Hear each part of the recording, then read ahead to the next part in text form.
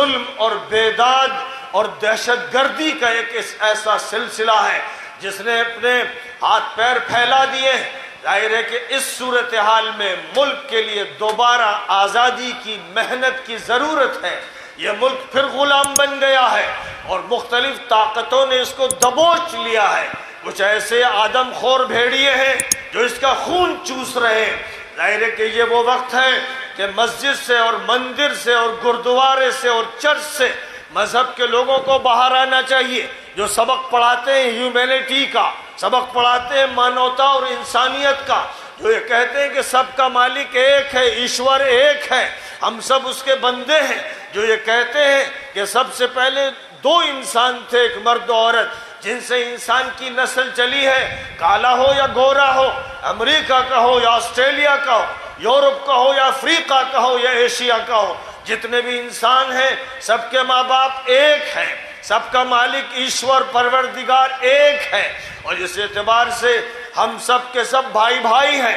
سینی جی ہمارے بھائی ہیں جیسے منر توقیر ہمارے بھائی ہیں۔ یہ ہمارا عقیدہ ہے، یہ ہمارا سیاسی نظریہ نہیں ہے، یہ وہ عقیدہ ہے جو ہم اپنے مدرسے میں پڑھاتے ہیں، مکتب میں پڑھاتے ہیں، مسجد میں جس پر تقریر کرتے ہیں، اور ملک میں ہر جگہ جا جا کر کہتے ہیں۔ اور میں آپ سے بتانا چاہتا ہوں کہ میں کینیڈا گیا، امریکہ گیا، یورپ کے ہر ملک میں گیا، میں افریقہ گیا، میں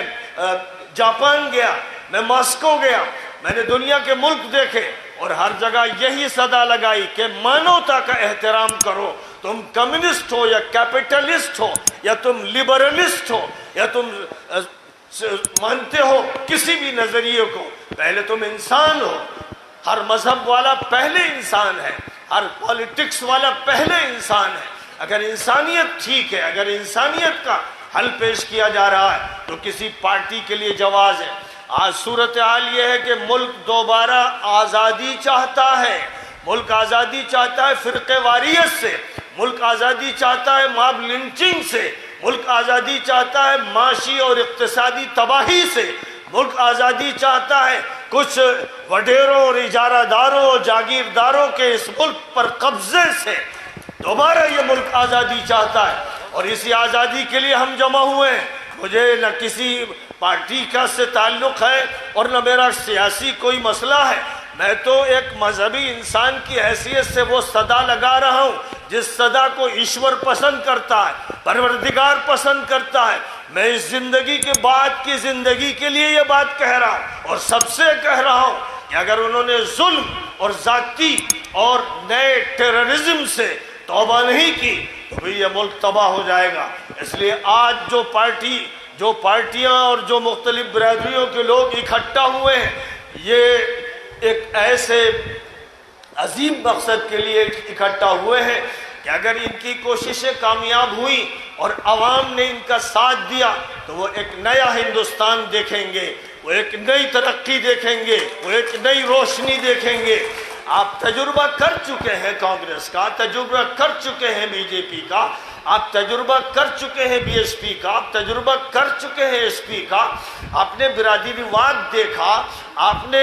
لوٹ مار کے نظارے کیے، آپ نے ظلم دیکھا، آپ نے فسادات دیکھے۔ اب اگر ایک الٹرنیٹ پیش کیا جا رہا ہے، ایک نیا تجربہ آپ کے سامنے لایا جا رہا ہے، تو کیا حرج ہے ایک تجربہ یہ بھی کر لیجئے۔ اب طے کر لیجئے کہ اس مرتبہ مہا گٹھ بندھن کو اختیار کرنا ہے، آنکھیں بند کر کے اسے ووٹ دینا ہے، کیونکہ بار بار کے تجربوں کے بعد اب ضرورت تھی ایک الٹرنیٹ کی۔ اس لیے اس ملک کے لیے ایک الٹرنیٹ، ایک ایسا